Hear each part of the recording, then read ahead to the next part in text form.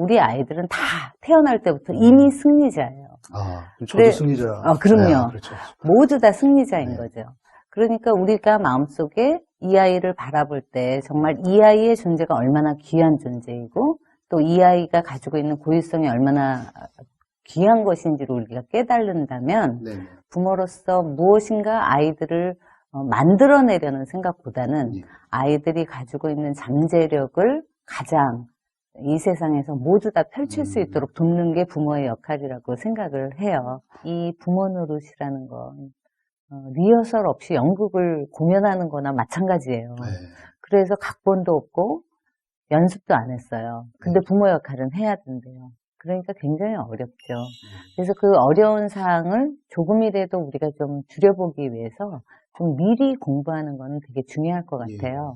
각 연령별로 어떤 발달적인 특성이 나타나는가를 아는 것이 굉장히 중요하다고 저는 생각을 해요.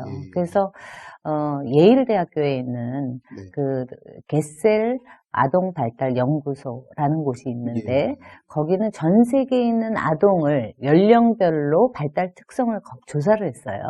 왜 이게 중요하냐면 예를 들어서 어떤 아이가 만 4세인데 바닷가에 가서 놀지를 못하고 계속 울어요. 그러니까 엄마가 막 속이 상해요. 근데 알고 보니까 4세 아동은 청각이 굉장히 민감해지는 시기예요. 그래서 많은 아이들이 파도 소리가 너무 커서 그것이 너무 부담이 되어져서 우는 행동이 나타나요.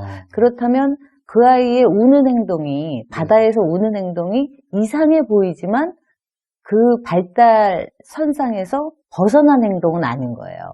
그러니까 이제 발달적인 특성을 알게 되면 아이가 부정적인 행동을 한다 하더라도 그 연령대에 100명 중에 99명이 그 행동을 해요. 그러면 그거는 부정적인 행동이지만 우리가 수용해 줘야 되는 행동이라는 거죠. 그래서 연령별로 이제 부모들이 나타내야 되는 태도 내지는 역할 이런 것들을 한번 간략하게 보면 만 3세 이전에는 아이들에게는 가장 중요한 것이 모든 삶에 있어서의 근간이 되는 기초 작업을 하는 것이에요. 그렇기 때문에 3세 이전에는 부모들이 해야 되는 거는 이 아이에게 이 세상은 살만한 세상이야. 여긴 되게 좋은 곳이야. 그리고 넌 사랑받는 아이야. 사랑받기에 너무 적합한 아이야. 라는 그런 어떤 양육의 태도가 훨씬 중요하죠. 아이가 하는 어떤 질문, 아이가 하는 어떤 말에 대해서 얼만큼 부모가 반응적으로 행동하느냐에 따라서 그 기초가 형성이 된다는 거죠. 그러니까 그런 맥락에서 보면 엄마들과 아빠들이 아이에게 어떻게 반응하느냐가 그 아이의 전 인생을 지금 준비하는 결정적인 시기가 3세 미만에 일어나는 거예요. 그래서 이제 그 시기를 굉장히 잘 지내야 되고요. 그리고 이제 3세에서 한 7세 학령기 들어가기 전에 유아기와 학년 전반기에는 이 시기에는 이제 도덕성도 발달이 되고 언어도 발달이 되고 사회적으로도 발달이 되기 때문에 이 시기에는 양육만 하는 게 아니라 아까 얘기했던 규제와 절제를 가르쳐야 돼요. 그래서 사회적인 기준 속에서 내가 어떻게 행동하는 것이 옳은지 그거에 대해서 균형을 갖고 가르치는 것이 굉장히 중요해서 훈육이라는 것이 필요하죠. 그리고 7세 이상 되어지면 이제 학령기에 들어서면서 어떤 학습을 할 수 있는 기초적인 조건들이 형성이 되어지기 때문에 이 시기에는 격려를 해줌으로써 그 다음 단계로 넘어가는 욕구가 내적으로 동기가 유발되어질 수 있도록 돕는 게 굉장히 중요한 부모의 역할이 되죠. 그럼 부모가 아이를 가르칠 수 없다, 가르치기 어렵다, 이게 맞는 말일까요? 우리가 이제 부모 역할을 생각을 해보면 부모 역할은 주유소 같은 것이다 라고 우리가 생각을 하는데 그 주유소라는 것은 거기서 이제 에너지를 얻는 거죠. 쉬고 그 안에서 정서적인 안정을 느끼고 그리고 세상에 나가서 다시 또 뛸 수 있는 쉼을 갖는 그런 곳이 이제 가정이어야 된다고 생각을 해요.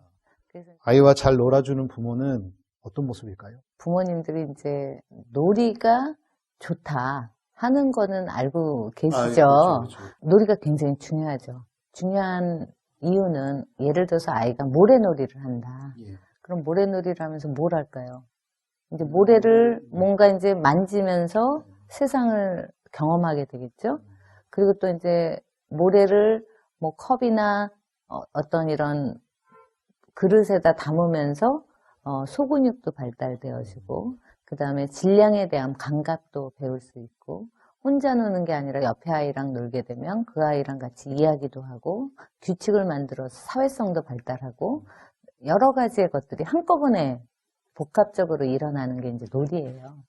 놀이는 놀이 그 자체로 아이들에게 굉장히 의미 있는데 그 놀이를 할 때 부모님들이 예를 들어서 놀잇감을 막 제시하면서 놀이하도록 한다든지 아니면 놀이를 하면서 또 옆에서 엄마들이 놀이를 통해서 뭔가 학습이 이루어져야 된다, 배움이 이루어져야 된다 해서 빨간 블럭은 어디 있나, 몇 개가 있나 하면서 이 놀이 자체를 어떤 학습의 도구로 만들 때는 그게 진짜 놀이는 아니에요.